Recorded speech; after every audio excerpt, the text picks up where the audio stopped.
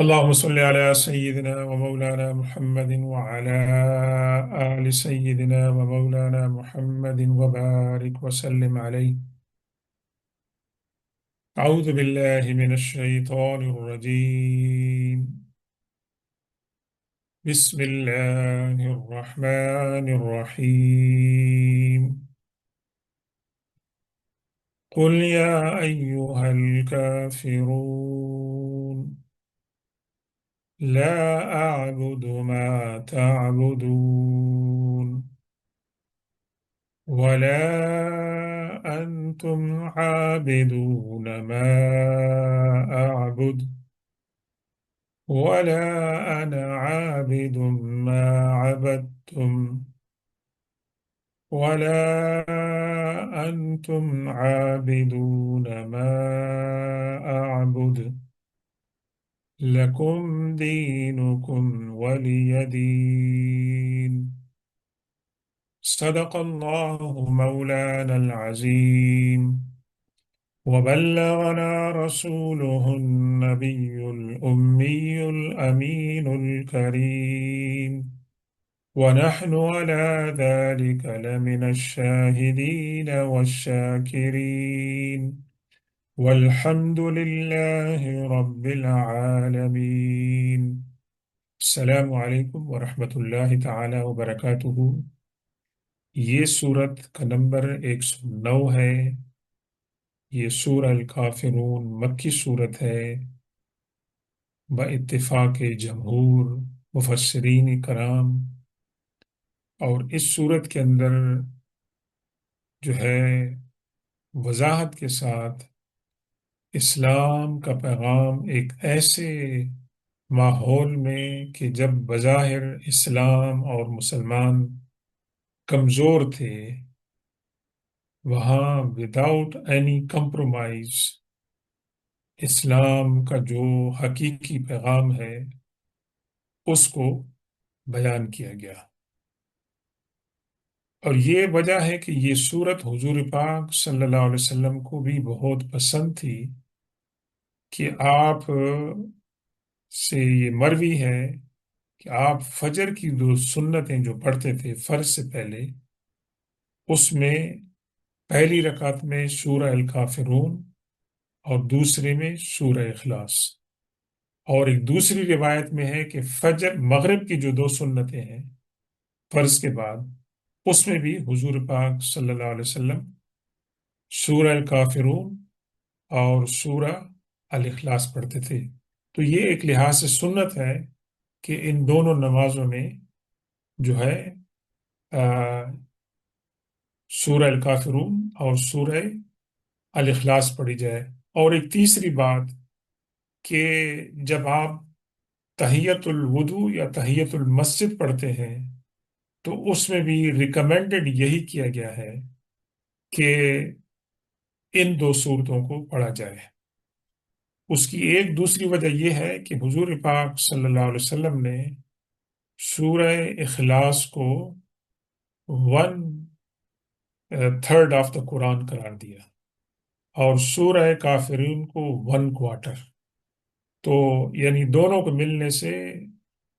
اتنا بڑا جو ہے وہ ثواب جو ہے وہ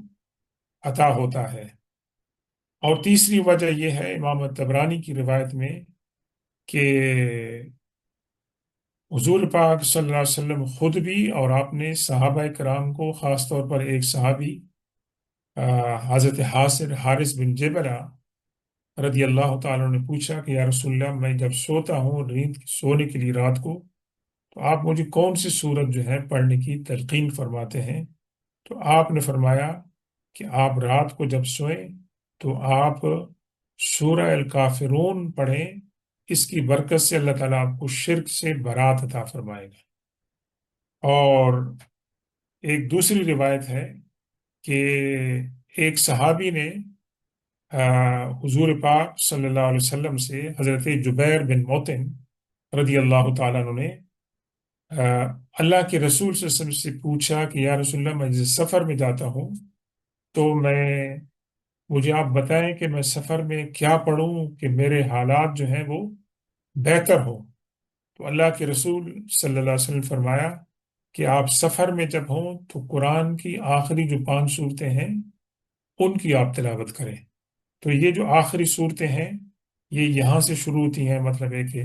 تو ان کو پڑھنے سے آپ نے فرمایا کہ اللہ تعالیٰ آپ کو جو ہے نا سفر میں برکت دے گا،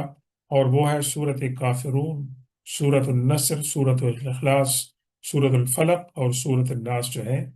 ان کو آپ بسم اللہ سے پڑھ کر شروع کریں، اور آخر میں جب آپ ختم کریں تو پھر دوبارہ بسم اللہ کہیں۔ ہمیں عام طور پر جو قرآن کا جو قاعدہ ہے کہ ہم قرآن کو پڑھتے ہیں تو اعوذ باللہ بسم اللہ پڑھتے ہیں، لیکن جب ہم ختم کرتے ہیں تو ہم بسم اللہ نہیں پڑھتے ہیں۔ لیکن اس کے ساتھ حدیث میں آتا ہے کہ جب یہ 5 صورتیں پڑھیں آپ سفر میں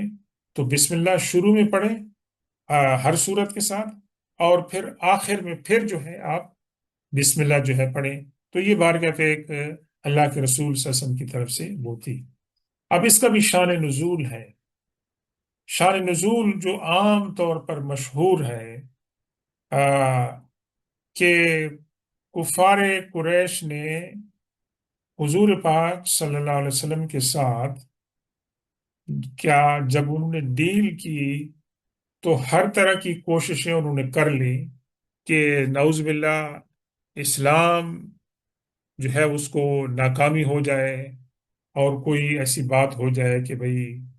اللہ کے رسول کا جو مشن ہے وہ ناکام ہو جائے، فیل ہو جائے۔ تو جب وہ فیل ہو جائے، جب وہ اس کام میں فیل ہو گئے تو یہ پھر ایک پرانی ٹیکٹک ہے کہ آپ جن کے ساتھ آپ کی لڑائی چل رہی ہے آپ ان کے ساتھ کمپرومائز کر لیں، بس دس از دا وے ٹو سروائیو۔ تو انہوں نے سروائیول کی ایک تجویز پیش کی کہ حضور صلی اللہ علیہ وسلم کو فرمایا کہ بھی آپ عورت کی جس عورت سے شادی کرنا چاہیں آپ شادی کرا دیتے ہیں، جتنا مال لینا چاہیں وہ سب، یہ ساری آپ بادشاہی تاج، یہ ساری چیزیں آپ نے ریجیکٹ کر دی۔ تو انہوں نے کہا کہ ایک کمپرومائز یہ ہو سکتا ہے کہ 1 سال ہم آپ کے خدا کی عبادت کریں گے اور 1 سال آپ ہمارے خدا کی عبادت کریں۔ تو یہ کمپرومائز ہو گیا۔ تو وہ سمجھے کہ شاید حضور پاک صلی اللہ علیہ وسلم یہ تجویز مان لیں گے، تو آپ نے فرمایا کہ میں کیسے تمہاری خداؤں کی عبادت کروں، وہ تو شرک ہے ویسے۔ تو کھلا کھلن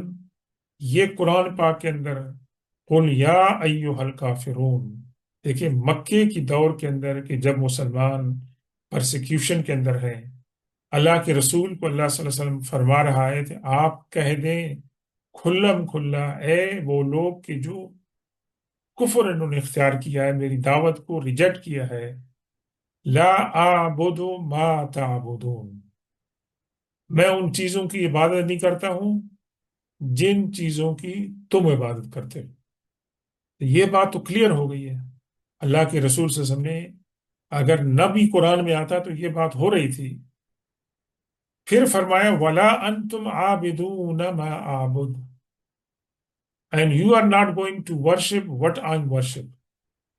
کہ جن چیزوں کی میں عبادت کر رہا ہوں وہ تم نہیں کرو گے۔ یہ حضور پاک صلی اللہ علیہ وسلم کو اللہ تعالیٰ نے یہ بات کس کنٹیکس میں کہی؟ انہی میں سے کچھ لوگ تو بعد میں مسلمان ہو گئے تھے، ویسے بڑے بڑے لوگ تھے کہ جو بعد میں مسلمان ہو گئے تھے، لیکن حضور پاک صلی اللہ علیہ وسلم ان سے یہ بات کیوں فرما رہے ہیں؟ اور دیکھیں قرآن پاک کے اندر آپ کو کئی صورتوں میں کچھ آیتیں ریپیٹڈ ملیں گی۔ یہ ون آف دی سورز ہے کہ جس کے اندر آیت کو ریپیٹ کیا گیا ہے، پیغام کو بار بار دہرایا گیا ہے، جیسے ہے ان مع العسر یسرا ان مع العسر یسرا فبأی آلاء ربکما تکذبان۔ اس طرح اور بھی آیتیں ہیں کہ جن کے اندر ایک آیت کو جو ہے وہ ویل یومئذ للمکذبین، سورہ مرسلات کے اندر جو ریپیٹ کیا گیا ہے۔ تو یہ جو ریپیٹیشن ہے اس کا ایک مقصد ہے، وہ نہیں ہے کہ فل ان دا گیپس نہیں ہے، اس کا ایک مقصد ہے۔ تو یہاں پر بھی اللہ تبارک و تعالیٰ یہ فرما رہے حضور صلی اللہ علیہ وسلم کہ آپ ان کو یہ کہہ دیں کہ اسلام کو فالو کرتی ہوئی میں تمہارے بتوں کو نہیں پوچھ سکتا ہوں، اور تم بت پرستی کو برقرار رکھتے ہوئے میرے ایک خدا کی عبادت کس طرح کر سکتے ہیں؟ یہ دونوں چیزیں آپس میں کمپیٹیبل نہیں ہیں۔ اور یہ دیکھیں حضور پاک صلی اللہ علیہ وسلم، جس کو بظاہری لوگ کہہ سکتے ہیں کہ کمزور تھے اس وقت دنیاوی طور پر سلطنت وغیرہ کے لحاظ سے، اور پھر ریپیٹ کیا، ولا انا عابد ما عبدتم ولا انتم عابدون ما اعبد، اور میں ان چیزوں کی عبادت نہیں کرنے والا ہوں جن کی تم عبادت کرتے ہو، ولا انتم عابدون ما اعبد، اور تم ان چیزوں کی عبادت نہیں کرنے والے ہو جن کی جو ہے میں عبادت کرتا ہوں۔ تو مفسرین کرام نے اس کی ایک توجہ یہ بیان کی ہے کہ جو پہلا جو کہا لا اعبد ما تعبدون ولا انتم عابدون ما اعبد، یہ زمانہ حال کے اندر ہے، یعنی اس وقت جو ہمارے حالات ہیں، ان حالات کے اندر میں تمہاری بتوں کی پوجا نہیں کر سکتا ہوں، اور تم میرے ایک خدا کی پوجا نہیں کر سکتے جب تک کہ تم شرک کرتے ہو۔ اور بعد کی جو آیت ہیں اس کے اندر فیوچر کے بارے میں بتایا گیا ہے کہ اگر ہمارے حالات ایسے رہتے ہیں تو اس حال میں ہم کس طرح جو ہے وہ کر سکتے ہیں۔ لکم دینکم ولی دین، تمہارے لیے تمہارا دین ہے، میرے لیے جو ہے وہ میرا دین۔ تو یہ اس کا مطلب یہ لوگ سمجھتے ہیں بعض اوقات کہ جی آپ اسلام کی دعوت لوگوں کو نہیں دیں، کیونکہ قرآن کی اس صورت میں اوپنلی کہا گیا ہے لکم دینکم ولی دین، وہ اس صورت کی اہمیت کو نہیں سمجھتے ہیں۔ اس صورت کے اندر کہیں حضور پاک صلی اللہ علیہ وسلم نے یہ نہیں کہا کہ میں تمہیں اللہ کے دین کی طرف دعوت نہیں دوں گا۔ یہ فرمانے کا مقصد یہ ہے اس آیت کا کہ اگر اللہ کی دعوت تمہیں ملنے کے باوجود بھی تم اپنے پرانے دین کو نہیں چھوڑتے ہو، تو میں نے اپنا فرض ادا کر دیا ہے، دعوت کا پیغام اللہ کا میں نے تمہیں پہنچا دیا ہے، اس کے باوجود اگر تم اپنے آپ کو چینج نہیں کرتے ہو تو اللہ کے ہاں میرا جو فرض ہے وہ پورا ہو چکا ہے، تم اپنے دین کو فالو کرو گے، ہمارا فیصلہ قیامت والے دن، قیامت کے دن ہوگا۔ لیکن اسلام جو دین ہے وہ تبلیغ کا، وہ تعلیم کا، وہ دعوت کا ہے، اور وہ مشنری دین ہے کہ میں اپنے دین کو اپنے پاس نہیں رکھوں بلکہ میں اس دین کی دعوت جو ہے وہ دوں۔ تو امت محمد صلی اللہ علیہ وسلم جو ہے یہ امت دعوت ہے، اور اس دعوت کے ذریعے سے جو ہے دوسرے لوگ اور غیر عرب جو ہے، جن کی غیر عرب نن عرب جن کی تعداد اربوں سے زیادہ ہے، وہ مسلمان ہوئی ہے، اسی وجہ سے ہوئی ہے کہ انہوں نے دین کو جو ہے وہ سمجھا ہے۔ تو یہ ایک بہت عظیم الشان صورت ہے۔ اللہ تبارک و تعالی ہمیں اس کی تلاوت کی اور اس کی فضول برکات سے فائدہ اٹھانے کی توفیق عطا فرمائے۔ سبحان ربک رب العزت عما یصفون وسلام علی المرسلین والحمد للہ رب العالمین۔